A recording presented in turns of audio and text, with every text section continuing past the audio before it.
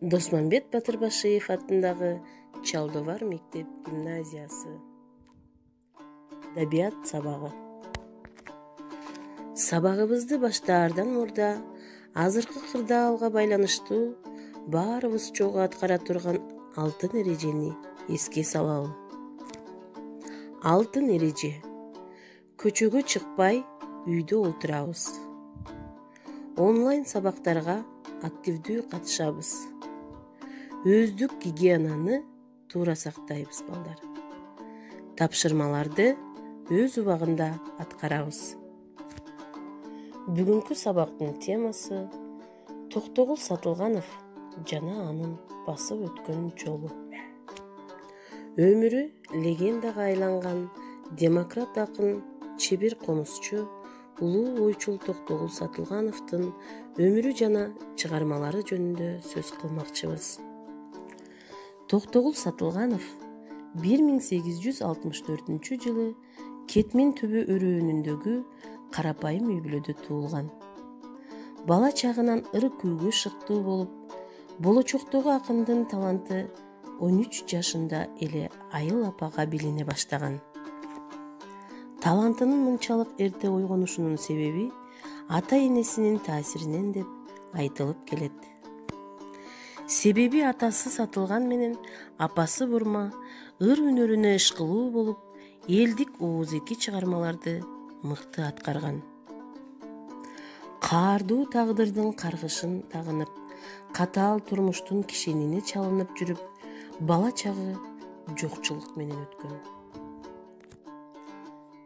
Токтогул 2 доордо өмүр сүрүп, чыгармачылыгын дал ошол мезгилдик мерчемде улантып, ар кандай темадагы чыгармаларды жаратып, мезгил сыноосунан ийгиликтүү өткөн чоң талант. Анын калтырган мурасы тематикалык жактан көп кырдуу.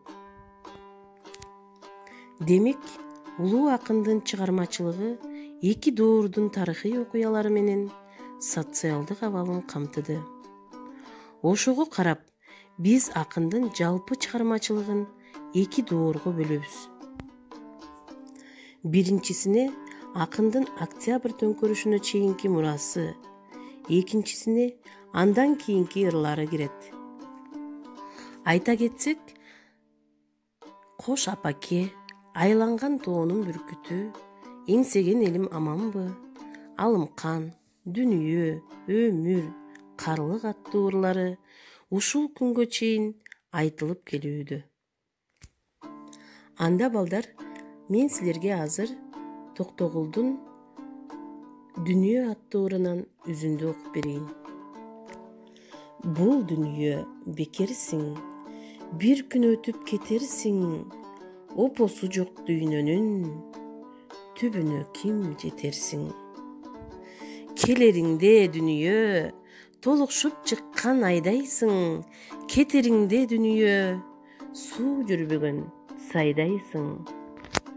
Келериңде дүнүйө асмандагы күндөйсүң, кетериңде дүнүйө кайгылуу көңүл кирдейсиң.